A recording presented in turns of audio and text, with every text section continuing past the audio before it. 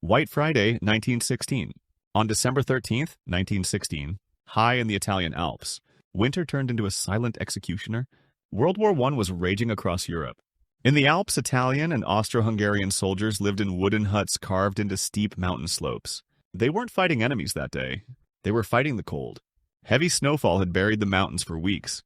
Snow piled on top of snow, layer by layer, unstable and heavy. Soldiers noticed strange sounds, deep cracks echoing through the mountains. But war didn't allow evacuation. They stayed. Early that morning, the mountains gave way.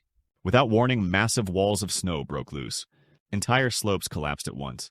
Avalanches rushed downhill, smashing into camps, huts, and trenches. Wooden shelters were crushed instantly.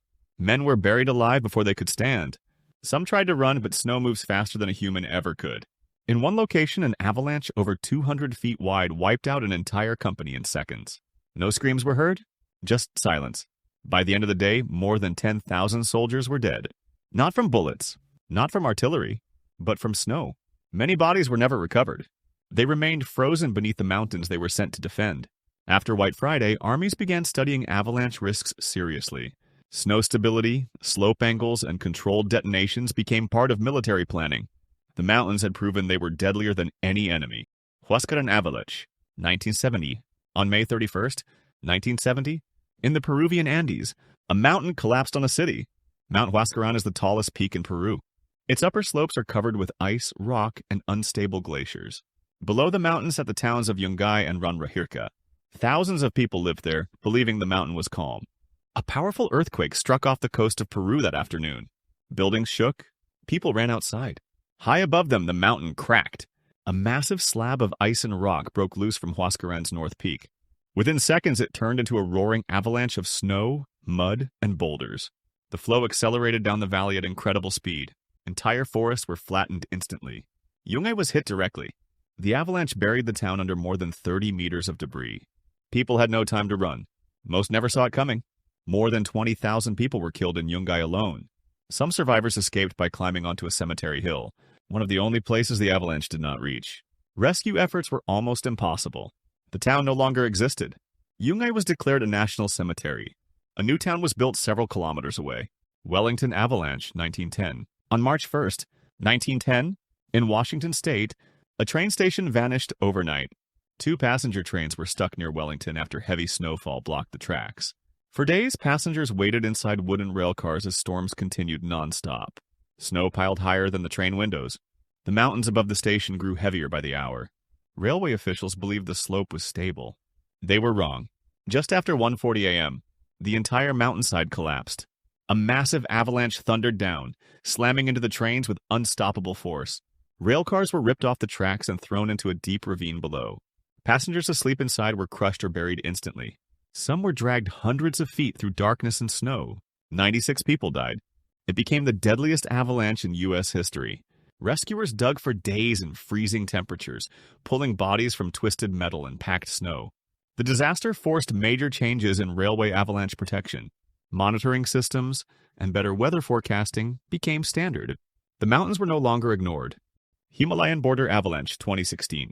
On February 3rd, 2016, near the India-China border, a routine patrol disappeared. Indian Army soldiers were stationed at a high-altitude post buried in deep snow. Avalanche warnings existed, but weather conditions changed rapidly. Visibility was low. Temperatures were deadly. Without warning, a massive avalanche swept through the camp. Snow buried tents, equipment, and soldiers in seconds. One soldier, Lance Naik Hanamantapa Kopad, was found alive under the snow after 6 days. Hope spread quickly. Despite rescue efforts, he later died due to extreme injuries and hypothermia. 9 other soldiers were confirmed dead. The tragedy led to stricter deployment rules in avalanche-prone zones. More advanced snow sensors and early warning systems were introduced in high-risk areas. Rigopiano Hotel, Italy, 2017. On January 18th, 2017, a luxury hotel vanished, under snow. Hotel Rigopiano stood above Farindola in Italy's Abruzzo region, on the slopes of the Gran Sasso d'Italia Massif. Heavy snowfall blocked the roads leading to hotel, followed by a series of earthquakes. That evening at 1648 local time, an avalanche slammed into the hotel at 100 kilometers per hour. The building was shifted 10 meters downhill. Roof sections collapsed instantly. The building was torn apart and buried completely. 29 people were killed, but 11 people survived. Rescue teams arrived too late due to blocked roads and confusion. After that incident, emergency response protocols were revised. Mountain hotels were required to have evacuation and avalanche plans. Kolka-karmadon Avalanche of 2002. On September 20th, 2002, in the Caucasus Mountains of Russia, a glacier came alive. The Kolka Glacier sat high above the Karmadon Gorge in North Ossetia. It was known to be unstable, but had remained quiet for decades. The summer had been unusually warm. Ice melted deep within the glacier, trapping water beneath it. Pressure built silently. No alarms were raised. Below the glacier, a film crew, led by actor and director Sergei Bodrov Jr., was shooting on location. No one expected what came next. Without warning, the Kolka Glacier detached. A massive wave of ice, rock, and mud exploded into motion. The glacier surged down the gorge at over 180 kilometers per hour. It carried boulders the size of buildings. The avalanche slammed into the Karmadon Valley, burying roads, tunnels, and villages. The film crew was hit directly. There was no chance to escape. More than 125 people were killed or declared missing. No survivors were found in the impact zone.